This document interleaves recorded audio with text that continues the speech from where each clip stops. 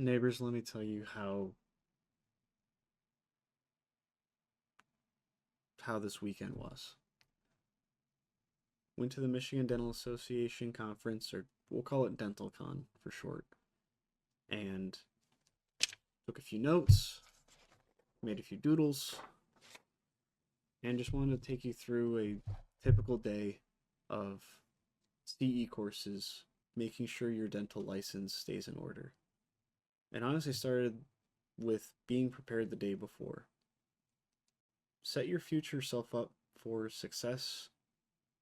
Just get your clothes ready, pack your bag, double check your schedule, just to make sure you can have a nice, restful sleep.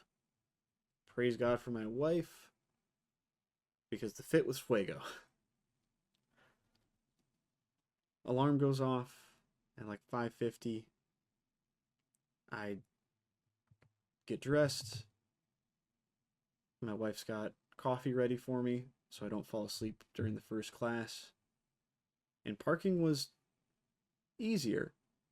Thankfully, I've gone to a number of other conventions, and navigating the Renaissance Center was much easier. Really, the trick is just keep going clockwise until you find an escalator that works. First class was about infection control, and Miss Nan just nailed it. She didn't take herself too seriously, especially during such a boring subject. And she had fabulous prizes like ramen and a bag full of stuff that she had from her hotel. And enough dad jokes to really rival my satire. But with infection control, you really do have to keep it clean under OSHA's protocol. If you haven't seen If Saliva Were Red, so a really nice picture of just you don't realize how quickly you spread something in the office, even with gloved hands. 10 to 11 were some table clinics and some posters. Everyone had so much love and passion and well thought out research in these presentations. First one was a composite technique for fillings, that you take a little impression to capture all the grooves of your teeth before you do the actual filling.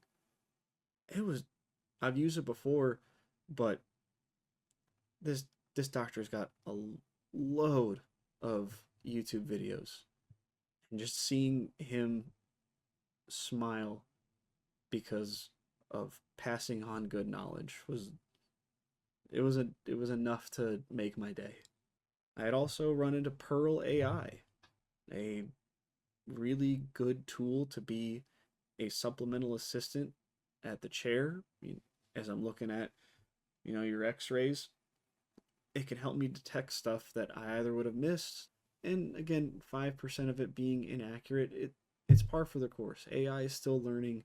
It can be used for good. It is nice to have another assistant making game time decisions. There is also a poster about leveraging AI to help educate patients or even just connect with them after they've had a pretty difficult procedure.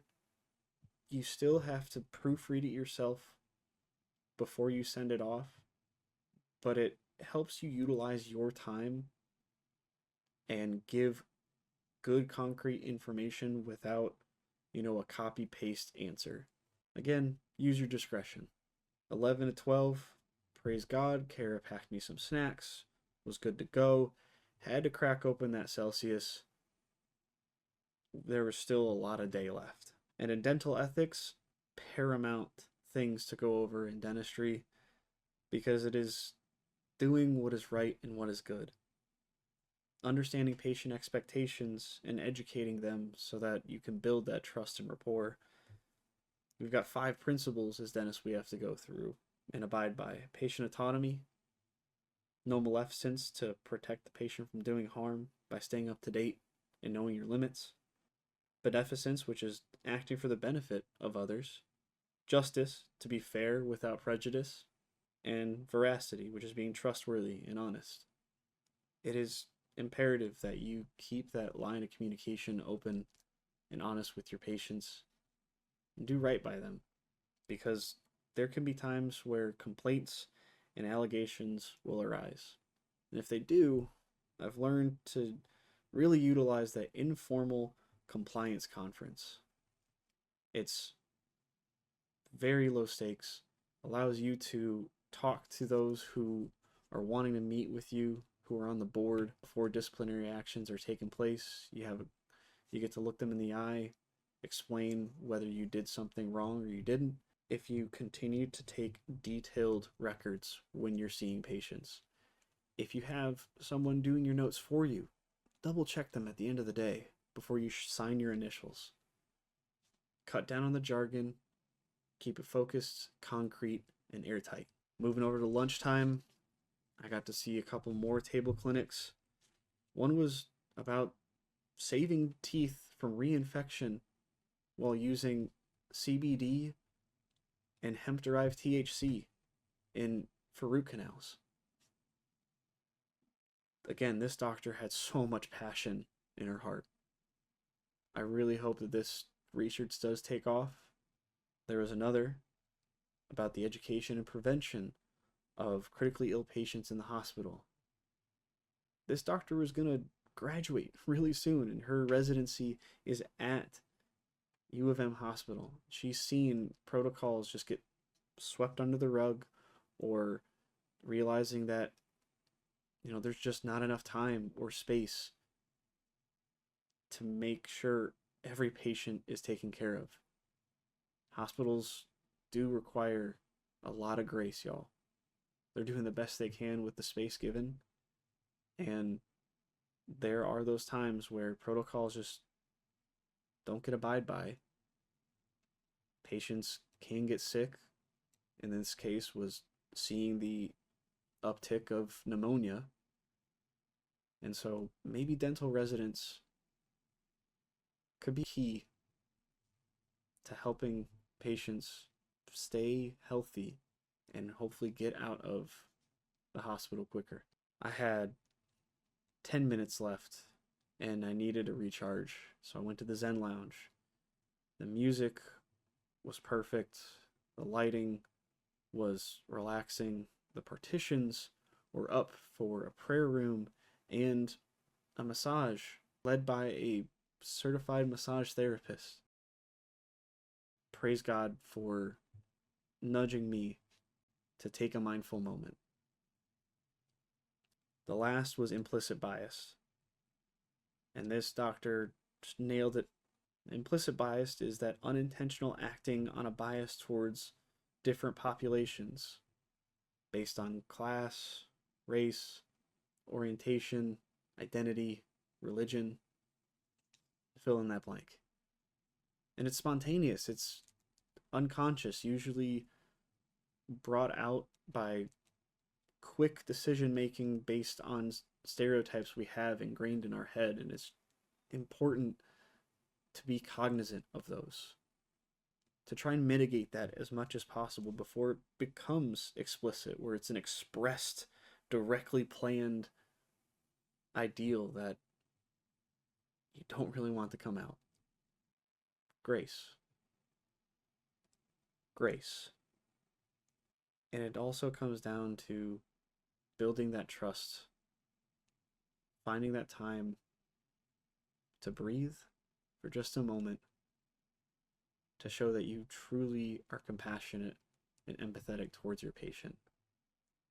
There are going to be those times where you're going to need to de-escalate a situation. If you have the ability to do it after hours or in a separate room with those involved, great. I feel like implicit bias training is something that can be brought into the office once a year, once every 2 years. Something to keep us mindful of how we treat other people. Because I really do believe that the golden rule can be upheld so that you can look upon the person in front of you and give them grace. I got to meet up with, some folks that I ran into during that weekend over at the new dentist soiree. And it was nice just to talk about her hobbies and interests outside of dental school and looking at each other and realizing, yeah, we went through a lot, but I'm excited for the little victories you're going to get through. A buddy of mine is going to pay off his student loans within the next year. Another one is navigating Mary, his fiance, faced with visas and green cards and all that difficult timeline, but still finds time to make music. And another who they went to the same school as one of my professors from my school in dentistry. It the world really is so small when you take a moment to just look around. Thank you guys so much for hanging around and spending even just a little bit of time with me today. I'm on stream Mondays, Wednesdays, and Fridays, 1 p.m. Eastern, and I'm looking forward to meeting you, neighbor. Take a moment now to be mindful with yourself as this video concludes. Get up, go stretch, take a breath, and realize you are so loved. Be good to yourselves, neighbors.